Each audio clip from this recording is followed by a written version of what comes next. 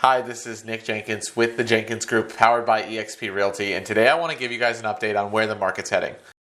First off, the sales price. Now, on a month-to-month basis, the average sales price has been declining since it kind of peaked in the April-May timeframe, and it's been declining over the last few months, but it's still up year over year. So King County is actually up about 3% year over year, while Snohomish County is up about 12%.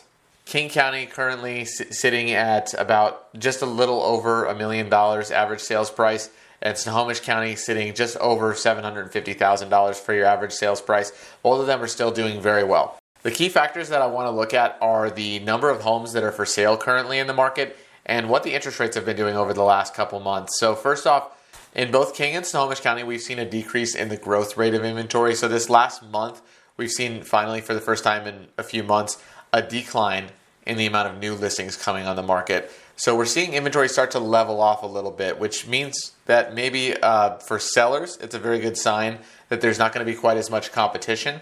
And on the buyer side, it's a sign that there could be a little bit more competitiveness between buyers coming in the future. At the very least, there's going to be less options available than there maybe have been over the last month or so.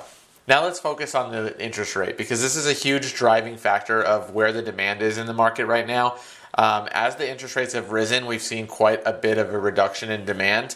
And we hit a peak with the interest rate of about 5.7% in June.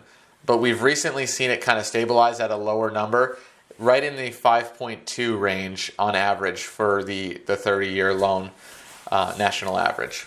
So what that means for a buyer is that now you've probably got a little bit more affordability than you did in June. The other thing is that we're seeing a stabilization. So I think people are probably starting to feel a little bit more comfortable with the rates being at this new normal versus seeing such a quick and rapid change over the last few months. Seeing that it's starting to stabilize a little bit more should make you feel more confident in being able to make decisions. On the seller side, hopefully we're going to start seeing more buyers come back to the market, but we are heading into that slow time of year. So it's kind of tough to say what's going to happen there, but it is a good sign for sellers that we're seeing that stabilization as well. And we're seeing that there's not as much inventory growth. Those are both good things for sellers.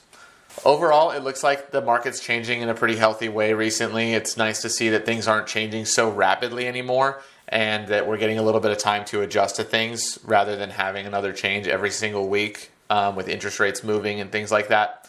So yeah, if you guys have questions about what's happening, where things are going, and whether it's a good time for you in your particular situation to buy or sell, feel free to reach out at the information below. I appreciate you guys taking the time to watch and hope you have a great day.